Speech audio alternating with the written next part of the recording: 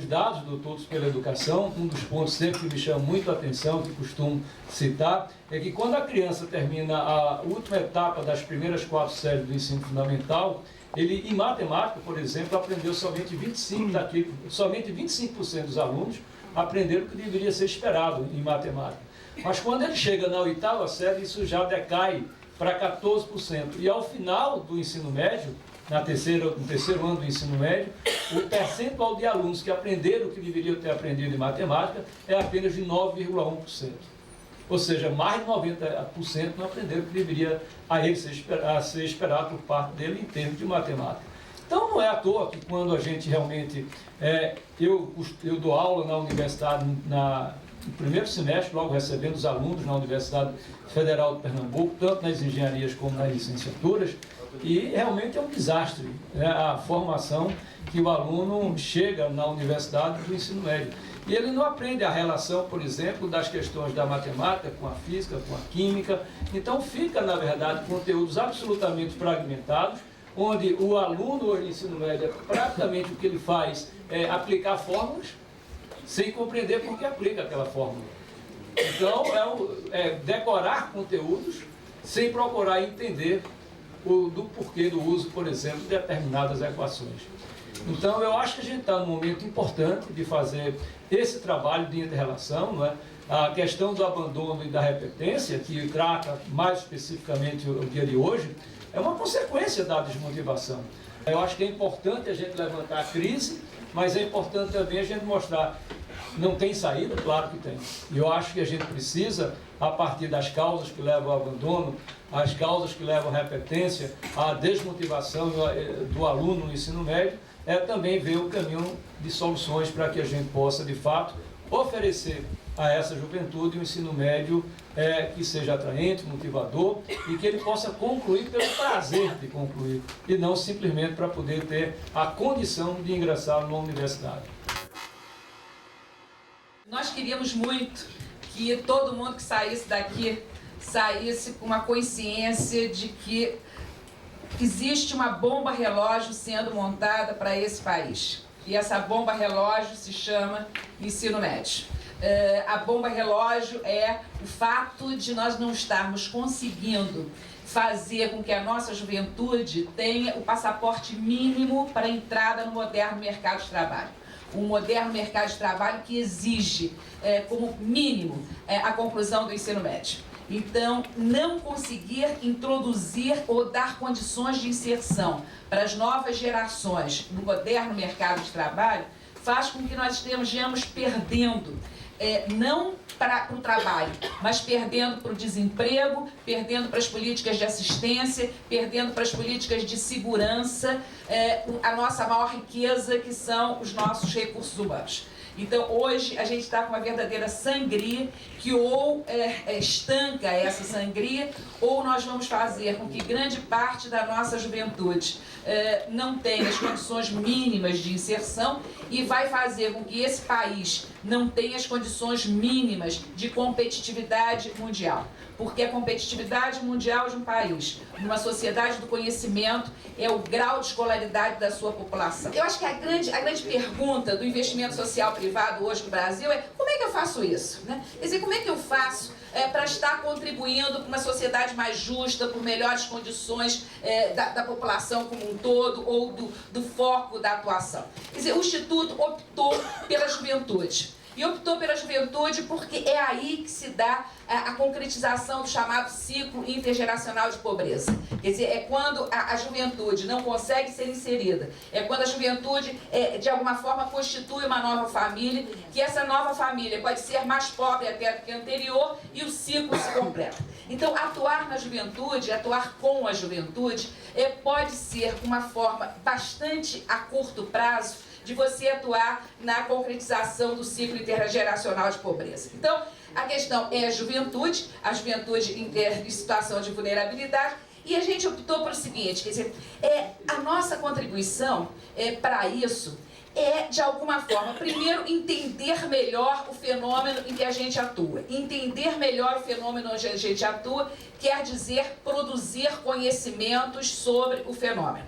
Então, a linha de gestão de conhecimento é muito importante para o Instituto, porque a gente tem certeza que não se transforma o que não se conhece. Então, é preciso a gente conhecer um pouco mais esse fenômeno e, conhecendo esse fenômeno, fazer apostas, quer dizer, conceber tecnologias que possam estar auxiliando, podem estar contribuindo para os gestores públicos para melhorar a sua ação, para melhorar os serviços que ele oferece à população.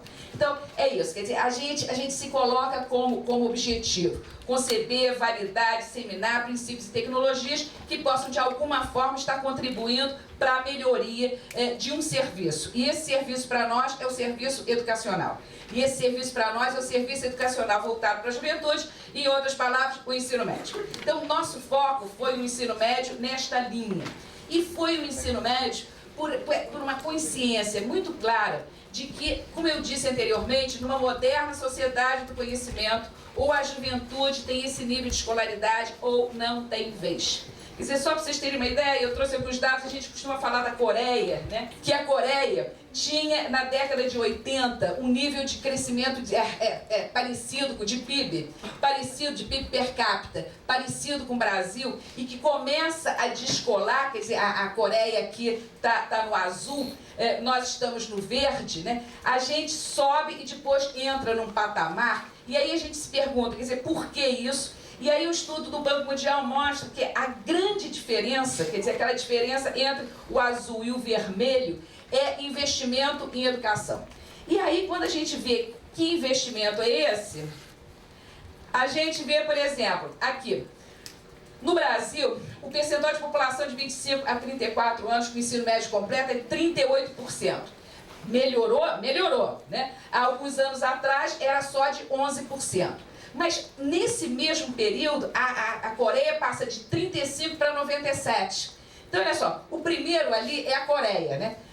O azulzinho é a questão histórica, são jovens, a população entre 55 e 64 anos. O azul escuro é a população entre 25 e 34 anos, quer dizer, reflete os investimentos mais recentes. Então, quer dizer, ele consegue, nessa faixa etária, quase 100%. Olha o Brasil está ali. Cresceu o Brasil? Cresceu, evidentemente, né? Mas mesmo nesse crescimento, ele consegue ser o penúltimo nessa lista de países, né? Quer dizer, ou seja, não chega a 30% ali, mais ou menos? Não, quer ver, está ali, 38%. 38% só da população mais jovem que tem esse nível de escolaridade. Ou seja, a gente está excluindo de um mercado de trabalho digno aproximadamente 62% da população.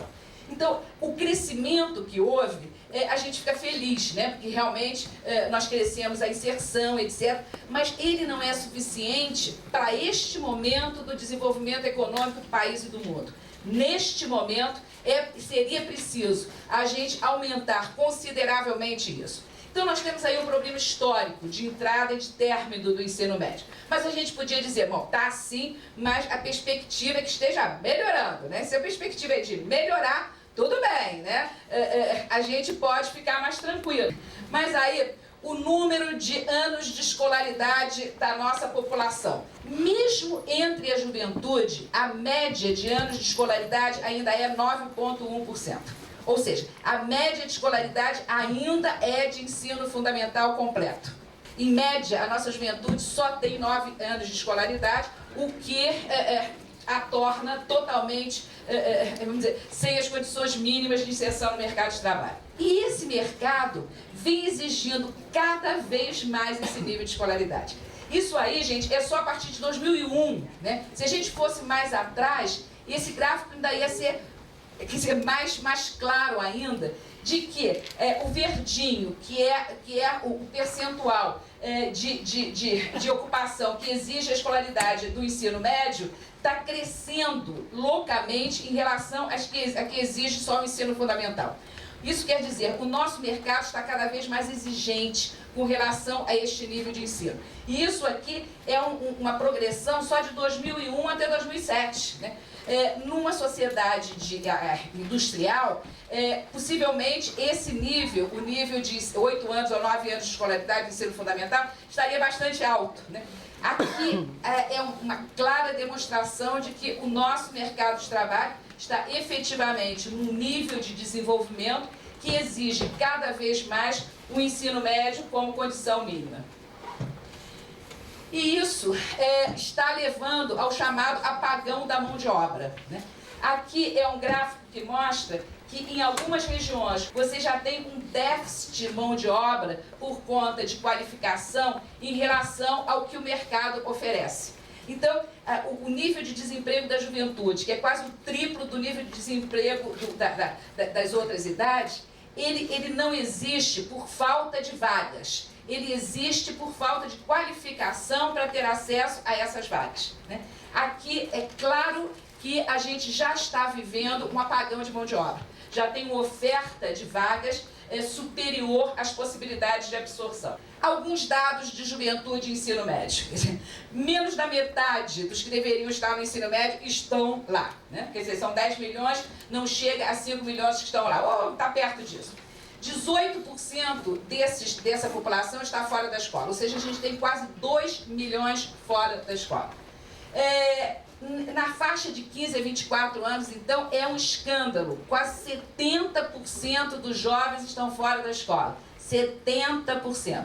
E só estão indo para o ensino superior 13%. Então, quando o Mozart para o ensino superior, ou talvez não, quer dizer, o talvez não é de 87%. 87% não chegam lá, né? E aí a gente vai ver daqui a pouco, por exemplo, que não chega ou está próximo de 10% a modalidade profissionalizante no ensino médio. 90% está propedêutico, né? Teoricamente preparado para a universidade, quando só 13% chegam lá, quer dizer, dessa faixa etária. Bom, 30%, quer dizer, 29% e 10%, quer dizer, na faixa de 25 a 29, já constituiu família, já tem domicílio próprio. Então, esse grupo já está no ciclo intergeracional de pobreza, sendo que entre os pobres, eu acho que não está ali, mas entre os pobres, já não está aqui. Entre os pobres chega a 22% os jovens que já têm filhos, né? Então, 22% desses jovens pobres já estão com novas gerações sendo afetados pela sua situação de pobreza e de não inserção. As taxas de emprego aumentam substancialmente com o aumento da escolaridade. E quando chega na universidade, chega quase que a 91% de possibilidade de emprego. Ou seja, a inserção depende basicamente desse percurso escolar. Agora, os dados mais gerais do ensino médio. Quer dizer, hoje no ensino médio nós temos 24 mil escolas, 413 mil professores. Quando a gente lida com os dados, por exemplo, a pesquisa da Mona, né, que diz o seguinte: não existe boa educação sem bons professores. Não existem bons professores se você não consegue captar os melhores. Você não consegue captar os melhores se você não tiver um bom salário inicial. Bom, a gente tem 413 mil que não estão nessa situação, né? Fazer o quê? Né? Quer dizer, a nossa grande questão é como é que eu faço com esses 413 mil para eles se tornarem bons professores. Não adianta pensar no futuro. Quer dizer, tem gente até pensando em carreira paralela, enfim. Mas o fato é que a gente tem 413 mil, né? Não pode mandar para uma fábrica de sabão, né? 413 mil. É uma força que a gente tem que saber como aproveitar isso. Quem atende, é importante a gente saber porque quem é que a gente vai pressionar, né? Ou quem é que a gente vai ajudar, ou com quem que a gente tem de contribuir. Olha os dados ali, 85,6% é sistema estadual. Então, gente, assim, coincidentemente, esse sistema estadual está em processo de eleição, né? Coincidentemente, os governos estaduais estão sendo escolhidos no mês de outubro. E eu não sei se tem algum candidato a governador mencionando o ensino médio. Você tem, inclusive, que os candidatos a governo estadual, quer dizer, eu me lembro de uma experiência nesse sentido, um novo secretário perguntava quais são as suas prioridades. Ele dizia, ensino de horário integral fundamental. Eu disse, tá, mas tudo bem, você é responsável por todo o ensino médio, o que você vai fazer com o ensino médio? Não havia proposta para o ensino médio, né? Quer dizer, é a hora e a vez do ensino médio. né? Porque 85,6% é estadual. Agora, o problema mais grave é esse fluxo, né? Esse dado é de até 2006, 2003, 2006, 2007, mas esse ano não muda muito, né? A gente não tem 2008 o final. Bom, mas enfim, se matricula em média 3.600.000, conclui 1.800.000 e ingressa no ensino superior 1.300.000. Concretamente, os dados não revelam. Quer dizer, um dos objetivos nossos com o seminário que nós fizemos o ano retrasado, sobre a crise de audiência do ensino médio, era chamar a atenção para esse fato, né? Mas, na verdade, se a gente for ver os índices de evasão oficiais, não chegam a isso. Até uma das propostas de pesquisa era saber como é mesmo que os diretores preenchem o censo escolar. A gente não conseguiu, né, Elaine? Infelizmente não conseguiu fazer essa pesquisa. Mas a gente acha que tem truque no meio do caminho. Quer dizer, a gente vem lidando com as escolas em 2 projetos que temos. E o que a gente vê é que no bojo da reprovação, ou no bojo da transferência, você vai ter meio que camuflado esse índice de evasão. Mas o que importa é o fluxo de caixa, né? O fluxo, você pode ter truques de contabilidade, mas o fluxo de caixa é 3.800.000 entrando, 1.900.000 saindo. E a modalidade curricular, 10% de ensino profissionalizante. Bom, então você tem, na verdade, um funil em que dos 10 milhões de 15 a 17, 8 milhões estão na escola, só 4 milhões estão no ensino médio e só 1.800.000 concluem. Aí, o Instituto vem desenvolvendo 2 programas principais. Um se chama Entre Jovens, outro se chama Jovem de Futuro. O Jovem de Futuro é um programa simples. Ele diz o seguinte: escola, se você quiser melhorar o seu desempenho, e melhorar o seu desempenho é seus alunos aprenderem e seus alunos não irem embora, não saírem, não se evadirem, a gente te dá as condições para isso. A gente dá R$100 ano aluno, toda a capacitação de planejamento, gestão, bababá, mas você tem que jurar pela sua mãe mortinha que vai ter esses resultados. Bom, esse programa vem avançando em termos de desempenho de uma forma realmente muito, muito impressionante. Nosso avaliador, Ricardo Paz de Barros, vem detectando impactos. Por exemplo, os 2 anos desse programa em Porto Alegre e Belo Horizonte, as escolas do grupo de controle cresceram mais de 50% que as escolas do grupo de intervenção. Quer dizer, nesses 2 anos, o controle cresceu 30 pontos na escala SAEB, a intervenção cresceu 47. Então, a diferença é de 17 pontos. Bom, enfim, a gente está conseguindo mexer com isso, sem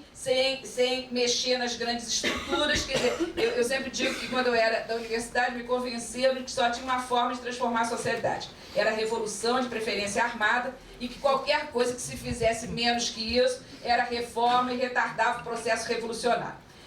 Então, a ideia de que só grandes transformações podem mexer nos problemas, eu cada vez acredito menos, né? Cada vez eu acredito mais no filósofo chamado Félix Guattari, que diz o seguinte: é possível fazer micro-revoluções. Então, quer dizer, esse programa me deu a certeza de que é possível fazer micro-revoluções. Quer dizer, isso tem um limite, mas é possível mudar alguma coisa aí. Pero a gente conseguiu mudar em termos de desempenho, mas não vem conseguindo mudar em termos de evasão. E aí a gente resolveu fazer um seminário para discutir a crise de audiência do ensino médio. Um seminário que, primeiro, o objetivo era alertar para o problema, de alguma forma, levantar a questão de que os dados oficiais poderiam não estar retratando bem esse problema, tentar desconstruir alguns mitos de que os meninos saem para trabalhar, bababá, e uma certa dimensão de, afinal de contas, quantas horas esses meninos estudam.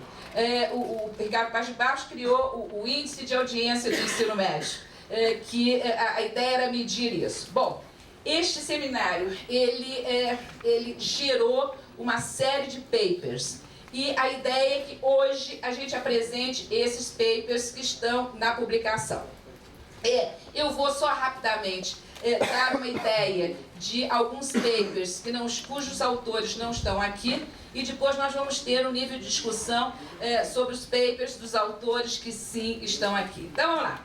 A publicação reúne os artigos produzidos neste seminário e coloca a evidência de se discutir essa questão. Eu só quero dizer que esse seminário gerou 7 linhas de pesquisa em que a gente está se perguntando, afinal de contas, isso é uma questão de falta de condições acadêmicas de chegar lá.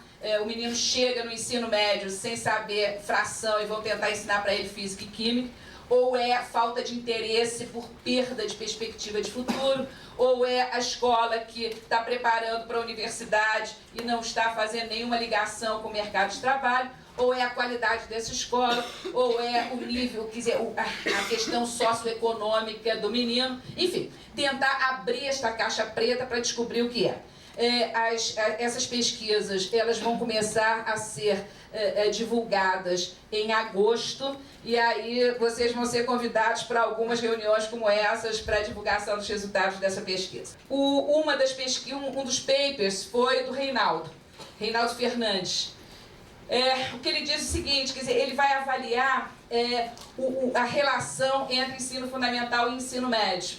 Então, ele diz o seguinte, que os alunos que chegam ao final do ensino fundamental, dos alunos que chegam com condições a entrar no ensino médio, eles estão aptos a entrar, mas não entram, né? Então, você tem um primeiro gargalo aí entre o final do ensino fundamental e o início do ensino médio, né? Quer dizer, você tem uma sangria no ensino médio, mas você tem uma certa sangria também nessa passagem do ensino fundamental para o ensino médio. Quer dizer, uma parte significativa chega ao ensino fundamental sem entrar no ensino médio. Quer dizer, do total de 3 milhões ponto 1 de alunos que terminam o ensino fundamental, entram 3.100, só 2.5 terminam, e desses 2.5 terminam, só 2.2 entram no ensino médio. Quer dizer, você tem um gargalo aí de 300 mil meninos que têm condições de entrar no ensino médio, mas não entram.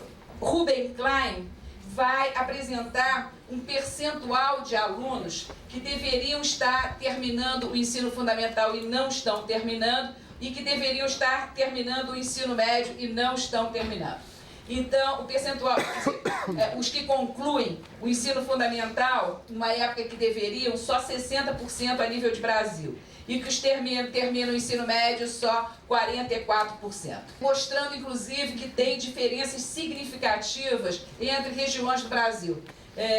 Quer dizer, você tem no Nordeste, por exemplo, não chega a 40%, quer dizer, 42% o número de alunos que terminam o ensino fundamental aos 16 anos. Então, aqui mostra diferenças regionais e mostra que os gargalos vão acontecendo no meio do caminho, mas que eles se concretizam entre a entrada no ensino médio e a saída do ensino médio. João Batista de Oliveira, ele vai tratar mais da questão do tipo de estrutura do ensino médio, do tipo de estrutura curricular que é oferecido no ensino médio. Então, ele diz o seguinte, que a diversificação de oportunidades no ensino médio, como capacitação do trabalho, que atrairiam mais os jovens, ele é quase que norma na maioria dos países, e ele é bastante exceção no Brasil. Então, ele vai tratar da questão da estrutura curricular e mostrar como essa estrutura curricular está inadequada à necessidade dos jovens. Quer dizer, eu não estou pugnando aí que tudo seja profissionalizante, mas que algum nexo entre educação e trabalho poderia ter. Aí eu aproveito a oportunidade para dizer que uma das grandes janelas de oportunidade que poderia ser utilizada para estabelecer esse nexo seria a lei do aprendiz, mas isso é uma outra história. O Simon Schwartzman vai fazer uma análise do que fazem os alunos, os jovens entre 15 e 25 anos.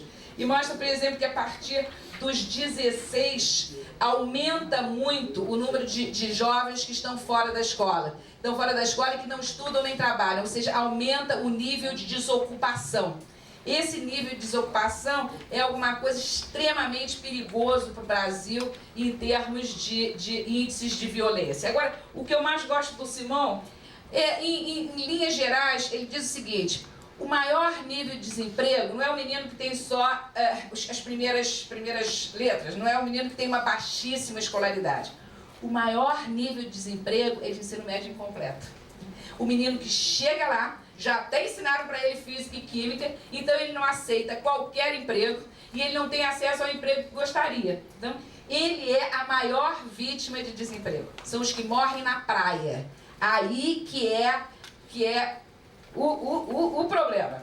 Eu uso muito essa conclusão do Simon, porque eu acho que ela é muito, muito forte para a gente compreender a importância de ter um Araldite na cadeira dos meninos do ensino médio, para eles não desistirem, não morrerem na praia. Muito obrigada.